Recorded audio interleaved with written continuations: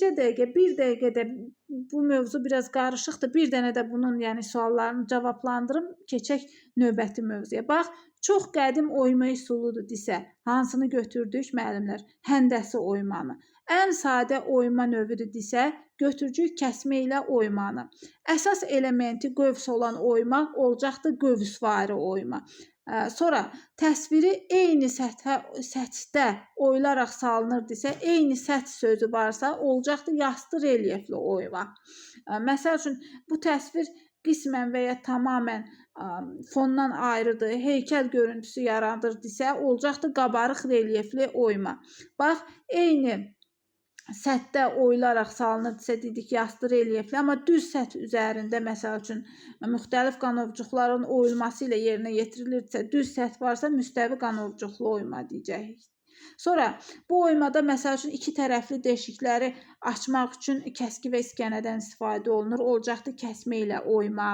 Məsəl üçün fon əvəzinə çərtiklərdən istifadə olunur desə testdə aid etcik kəsmə ilə oymaya.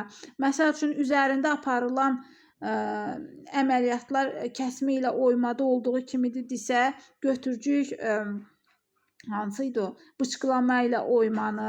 Sonra həndəsə oymanın elementləri demişdik ki, həndəsə dərsində nələr çəkirik əsasən? Üçbucaqdır, kvadratdır, çevrədir. Sonra bax, hamar səth üzərində yarım dairəvi çapıq, hamar səth sözü varsa aid etcik qövsvariyə. Bayaq düz səthi aid etmişdik?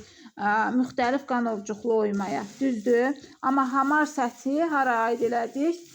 Qövsvari oymaya. Məsəl üçün, incə və dəqiq oyma işlərində hansı ağacdan istifadə elədik? Toz ağacından. Nəfis oyma işləri üçün hansı ağacdan istifadə elədik? Almadır, armuddur, ağcaqayın ağaclarından. Dedik ki, bu ağaclar da fil sümüyünə bənzəyir. Oyma işləri üçün ən yaxşı material da dedik ki, cökədir, avcaqovaqdır, qızıl ağacdır.